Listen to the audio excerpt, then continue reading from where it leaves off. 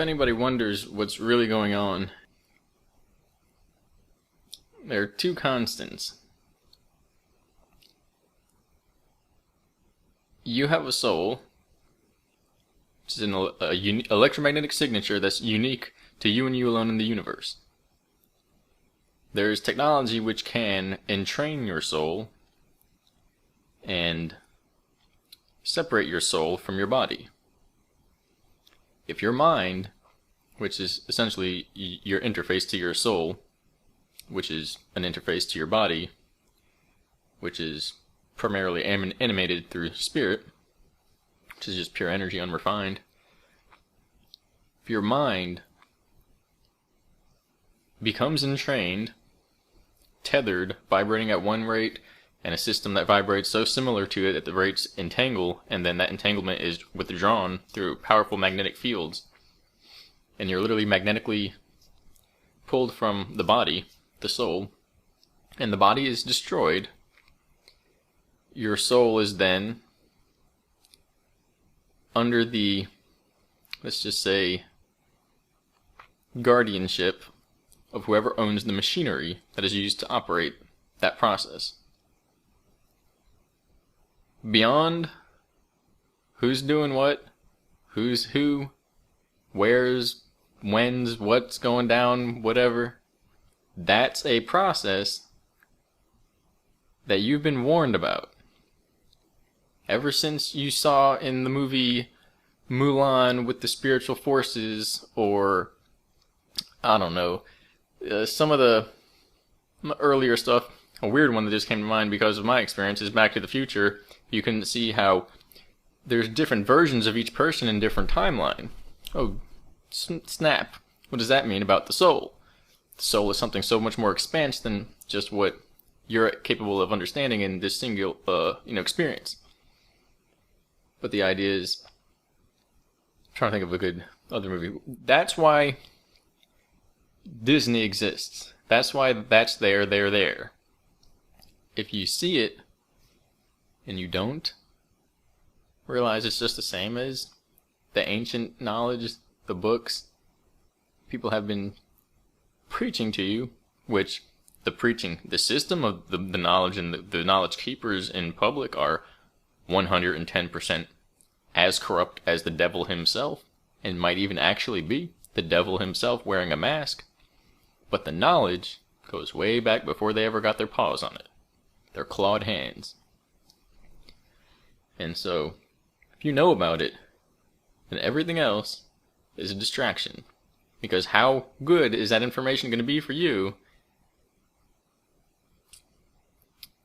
if you're not aware of these entrainment methods that are used through scalar frequencies, emissions, technologically generated bioemissions that can match your brain waves and interface with your brain through a technological system and control your body autonomously or through user-guided control and override your natural willpower.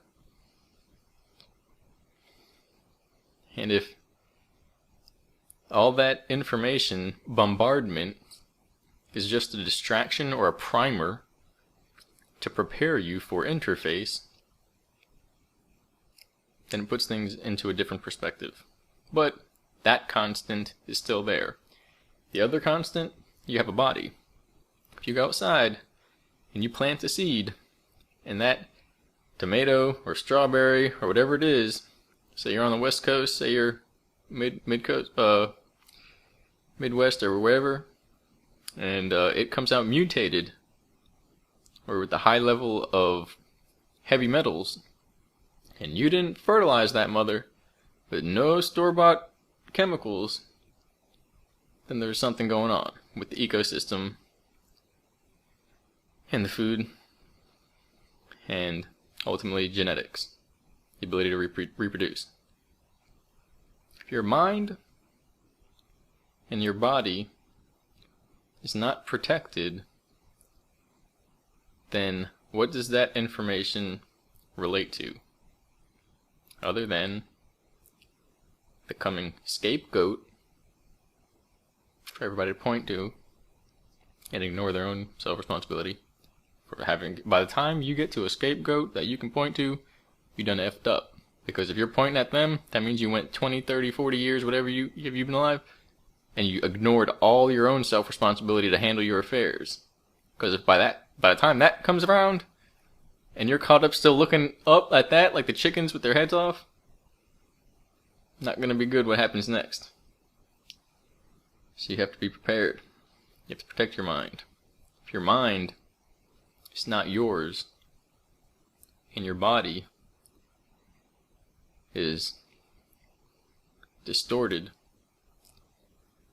and the literal electrochemical signals are disrupted and not firing correctly, your hormones, your adrenals, your digestive process, neurochemicals, everything is disrupted. Your immune system, your blood balance, sugar or glucose and salt, potassium, and that's all out of whack. It's going to take more than a book or a sighting of classified military craft to change anything. So, along with the infighting and the distractions, so you should believe this person or that person. Don't believe anybody. Don't believe me. Just believe yourself. And don't believe anything unless you see it. That's the main thing. If somebody's telling you some stuff, okay, if you've never seen it, if I tell you about clones and certain things and you've never seen it, and you know in your mind and heart that the information doesn't relate to you, alright, then good. If you've checked people out and politicians, celebrities, and biochemistry and genetics experiments and what, some of these reports that they've been doing since the 80s, since the 70s, all the way until now, it's real weird now. And you're like scratching your head, okay, maybe you can think of something, look into it. If it has no effect, you're not ready for it. Don't look into it, or don't look into it. Just don't blindly be like, this makes sense, I'm gonna go with it, because it's weak-minded to do that.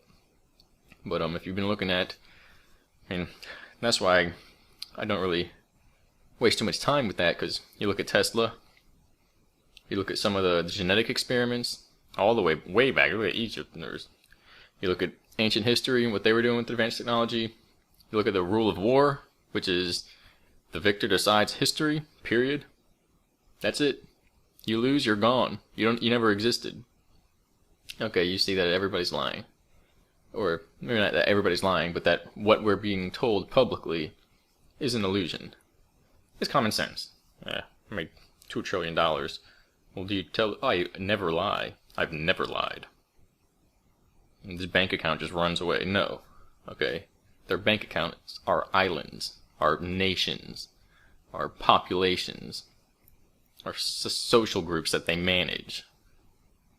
Yeah, imagine doing that in a job like that and not lying or doing anything wrong, where people can't have a job at Burger King without being corrupt. And then knowing that wealth and power leads to corruption. It's based upon corruption. They're hand in hand. There's no such thing as power without corruption. Unless you're a double agent. But you can look at my post with those words in the title, or at least the post with the title, The Inside Man, for information on how that works. Maybe the devil is an inside man. The point is, and then they said, so that's why I believe in this. The point is, if there's any room for distraction, then that's the goal. And as long as there's room for it, it will be used against you. Meanwhile, the two constants, your life, your body and your mind, or your soul, are being corrupted and targeted through scalar psychotronic warfare, which is what you could call spiritual warfare, literally right out of the ancient texts, the Battle of the Heavens. And there's a genetic war taking place, more or less eugenics. We're all in a way, being graded, but it's more about self-responsibility that is inherent to a system of life. There's ways to cheat, but these are loopholes which close out. Without the proper requirements, no one gets ahead, no one leaves this place and goes above or anywhere better. You can go to a parallel, which might give you the power, the pleasure, the desire that you want. That's not above. It just seems different. And what you gain there, you actually lose in what you can learn from here. Because here we have duality, and that's where we're capable of learning. Because right now that's where we're capable of being tricked. Once we are no longer tricked, this is no longer about duality. But, remind yourself of that. There's a scalar psychotronic war for your mind and your body. And there are intensely advanced technologies which can match multiple minds simultaneously and they can create and generate the outcome through your involvement without you knowing. It's called, one reference is 64-dimensional